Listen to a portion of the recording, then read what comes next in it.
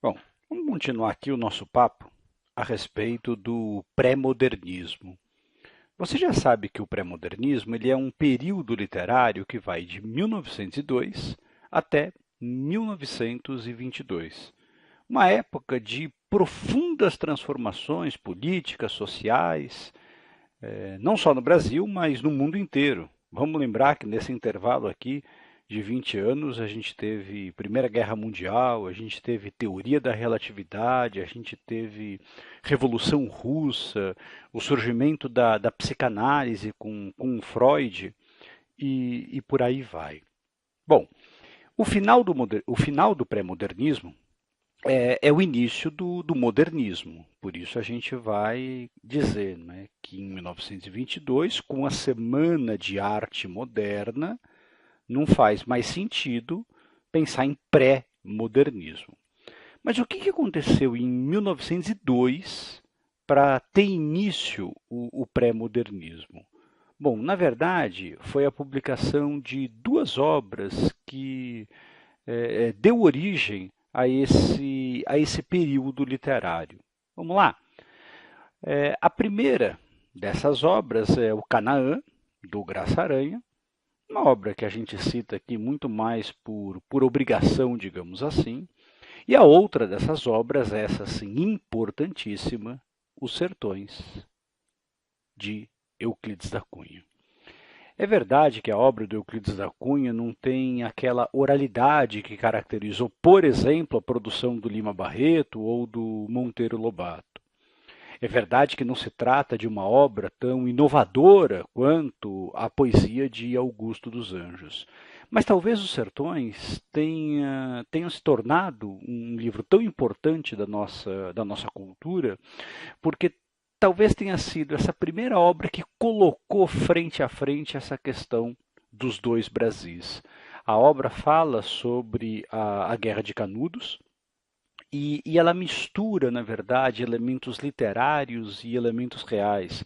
A obra é uma mistura de romance com um ensaio sociológico e reportagem jornalística.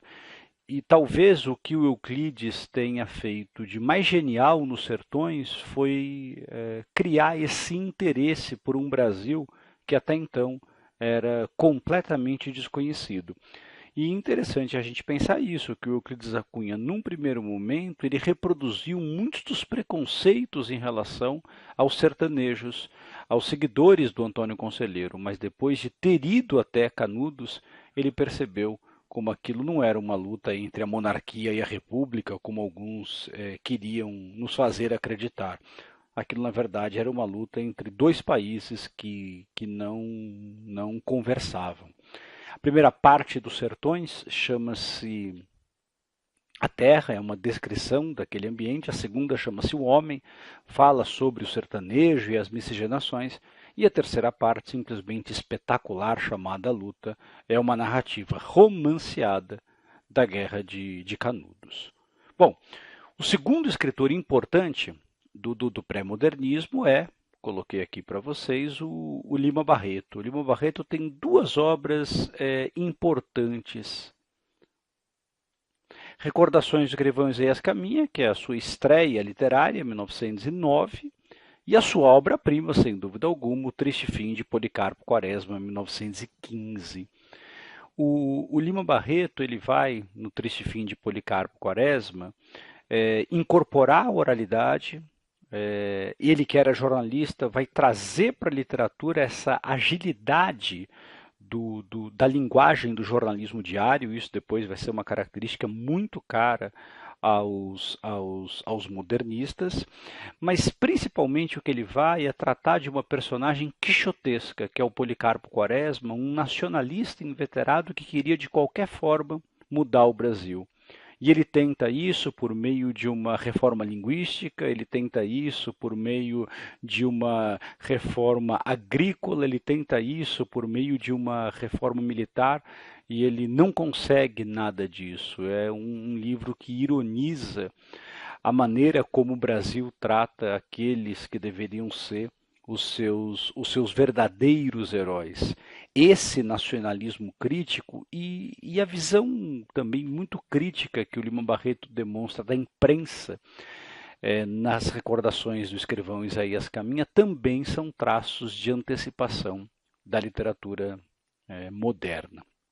Bom, o terceiro escritor importante do período, vou até colocar aqui em cor diferente, é o Augusto dos Anjos, que tem a particularidade de ser o único poeta dessa turma aqui. E o que é curioso é que a obra dele não tem nenhum tipo de preocupação social, mas ele é um escritor tão diferente daquilo que a gente estava acostumado, que ele só pode ser colocado dentro do pré-modernismo, porque ele não é nada. Ele não é nem simbolista, nem parnasiano, nem realista, nem naturalista. E o espaço que a gente encontrou para o Augusto dos Anjos foi o pré-modernismo. Se por um lado ele faz uma poesia ainda extremamente formal, por outro lado, os temas de que ele trata, a sua visão materialista da vida, o seu pessimismo e a sua tendência de chocar. É famoso o verso do Augusto dos Anjos, escarra nesta boca que te beija. Esse espírito iconoclasta de romper com as tradições, de algum modo, também é uma característica de antecipação dos ideais modernistas. Bom, e o último autor do período foi aquele que teve uma carreira mais longa, é o Monteiro Lobato, que ficou muito conhecido também por causa da literatura infanto-juvenil. Ele é o criador da saga do Sítio do Pica-Pau Amarelo. E já muito próximo da Semana de Arte Moderna, o Monteiro Lobato publica 2 livros, Urupês e Cidades Mortas, que falam sobre o caipira do estado de São Paulo, principalmente daquelas cidades na região de Taubaté, que dependiam demais das plantações de café. E quando o café foi migrando para o oeste do estado, essas cidades se tornaram literalmente cidades mortas. A personagem criada num primeiro momento pelo Monteiro Lobato e que representa essa visão bastante crítica da figura desse caipira do interior é justamente o Jeca Tatu. Talvez tenha sido a figura literária mais famosa da obra do Monteiro Lobato.